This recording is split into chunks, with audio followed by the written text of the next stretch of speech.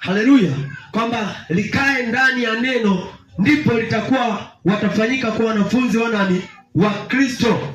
Alafu ndipo anasema mstari wa 32, anasema tena mtaifahamu kweli. Unaweza ukaamini usifahamu kweli, ila uko katika hali ya kuamini.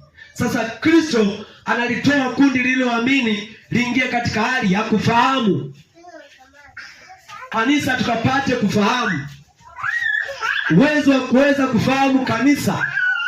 Haleluya, kanisa. Akili ziwe huko, watoto wasije wakaanza kuwahubiri. Uwezo wa kanisa kumfahamu Mungu likapate kukaa ndani ya neno. Neno pekee ndio linaachilia ufahamu kwa muamini yoyote.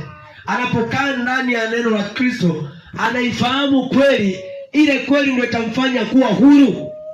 Maana maandiko anasema tukiamini tu ya kuwa Mungu ni mkuu, Mungu ni mmoja, hata shetani anaamini vivyo vivyo, tena yeye anatetemeka. Haleluya.